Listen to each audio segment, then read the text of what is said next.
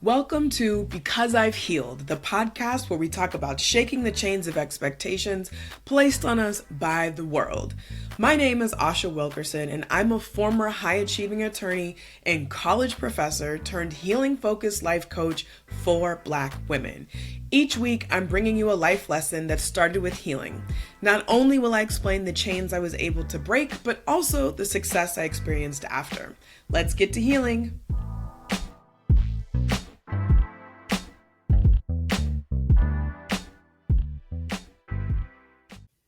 Do you ever find that your inner critic is the loudest voice in your head? The one that relentlessly points out your flaws, mistakes, and imperfections? Well, it's time to tell that inner critic to take several seats because she's not actually helping you get to where you want to go. We all have that nagging voice inside of us, the one that whispers doubts and insecurities. It's the voice that says you're not good enough, you'll never achieve your dreams, or you don't deserve success. But here's the truth: your inner critic is not your ally. She's not your secret weapon for self improvement. In fact, she might be holding you back more than you even realize. So let's debunk a few common myths real quick.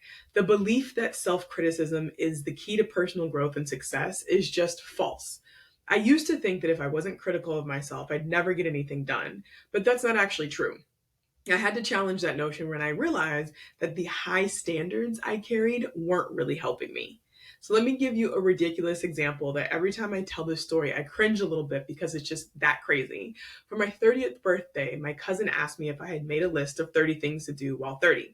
And at the time, I'd never heard of such a thing, but I thought it was such a great idea. I've always been a habitual goal setter. I love making lists. I love checking things off the list even more. And I'm always a woman with a plan. So right after I turned 30, I made a list and got to work. Now, my list, of course, wasn't just an ordinary list.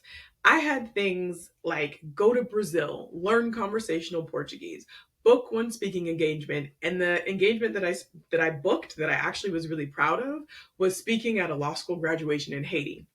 I also had to attend a Cirque du Soleil show, have LASIK eye surgery, and those were the things that I actually accomplished. But I also had things on there like put 5 business clients on retainer, travel to Europe, save $15,000, max out my IRA, stick to a budget for 6 months, and pay off my law school loans. And those are the things that I didn't get done. And there's a couple more on there that I didn't mention as well. And do you know what my crazy brain did? I criticized the hell out of myself for not getting the 10 things done on my list. I had done 20, but the 10 that were missing were more important than the 20 that I had done. 20 out of 30 is a 60%, I think it is. It's a D, and that's how I talked to myself. But who does that? Looking back, I can see how absolutely ridiculously self critical I was. But in the moment, I felt like I had failed and that I hadn't lived up to my word. And that if I let these 10 things slide, I'd never get to my goals. Ridiculous. So as I turned 31, naturally, I was depressed. I was uninspired. I felt like, oh, what am I going to do now? I didn't hit my things while I was 30. And it totally made my birthday and my 31st year on this planet like just damp. I just was not into it because I couldn't stop criticizing myself. And you might be thinking, but if I wasn't critical of myself, I'd never get anything done. But I want you to really think about that and challenge that notion. We aren't actually born with a natural inclination to be overly critical of ourselves. We actually learn it along the way. Self criticism comes from a place of feeling insufficient or lacking. But imagine what would happen if you could approach life from a position of power and strong belief in yourself and even patience, knowing that if you don't get it right the first time, you're eventually going to get it right. So let me share with you another quick story. In the summer of 2020, during the height of the pandemic, I had an astrology reading with an amazing woman named Yolanda. I don't remember exactly what I had asked her, if I even asked her anything at all, but she told me this. She said, Asha, your relationships will change when you stop being so critical. And I sat there for a moment in confusion because I felt like I was actually way more tolerant in relationships than I should have been. And I was working on that I should be more discerning and maybe more critical and accept less that was coming my way. But she corrected me and she said, no, mija, not critical of others. Your relationship will change when you stop being so critical of yourself. What? Like, what? What? I didn't get it right then, but it made perfect sense a few months later. I finally saw how self-critical I was and how I was shaming myself for things that really didn't deserve any shame. And just as a side note, shame is a totally useless emotion. It makes you feel bad for things and feel embarrassed, and it keeps you from taking action, but shame is really a choice. Anyway, it had become clear that my critical voice wasn't helping me, and instead, I was allowing it to erode my self-esteem and self-confidence. But I'm really, really proud of myself for starting on the path to self-discovery and healing, because through coaching and breath work and other healing exercises, I realized that the critical voice I was hearing at the time wasn't really mine. And I'm willing to bet that your inner critic's voice isn't your own either. My inner critic was comprised of critiques that my dad would make of me when I was younger. The man loved the term constructive criticism, but he was real heavy on the criticism and real light on the constructive part. I also had my mom's admonitions in there about protecting her reputation and mine. I learned very early on that as a Black person in America, I would be afforded fewer chances and would have to work twice as hard. That was always the phrase: you're going to have to work twice as hard to get half as far. I also suffered from comparison syndrome. I would look at others who seemed to be effortlessly successful, and I would look at my struggle, which I know now was really just a part of the journey to success, and I would criticize my missteps and my slow learnings as if that would help me reach my goals. I expected myself to be superhuman and to be above mistakes because I had never learned the difference between high standards and destructive criticism. And the funny thing is, I could tell other people to be softer with themselves, but I couldn't give myself the same grace and space. But thankfully, through the process of healing work, going back to look at some formative childhood moments and impactful experiences, I began to separate their voices from my own. And when I could finally hear my own voice, I realized that it was actually much softer, more encouraging, and even proud of me.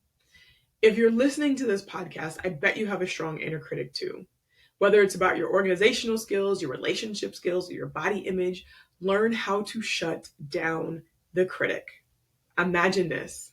What if you believed in your ability to land that dream job rather than chastising yourself for wanting more?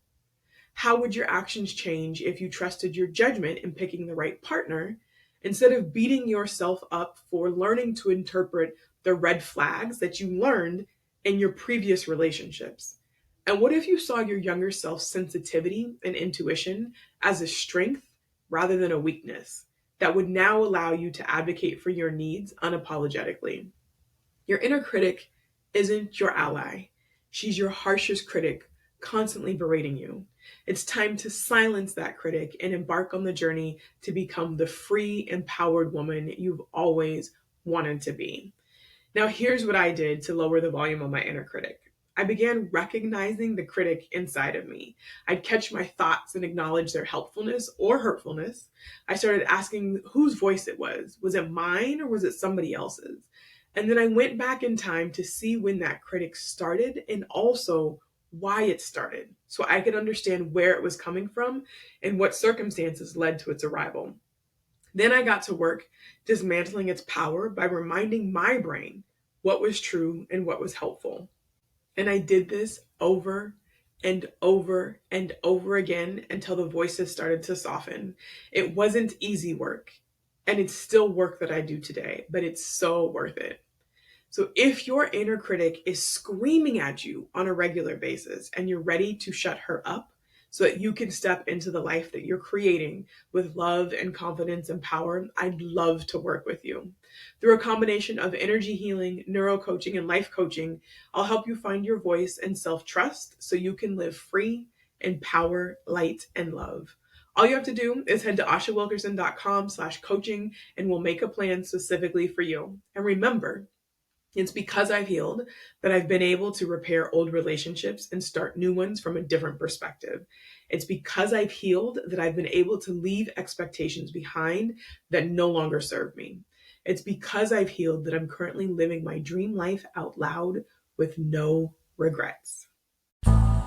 Thanks for listening to this week's episode of the podcast. The best way to keep in touch is to go to my website, ashawilkerson.com, and join my email list. If you'd like more information about this episode that you just listened to, head to the show notes and you'll find all the details and all the links. See you next week.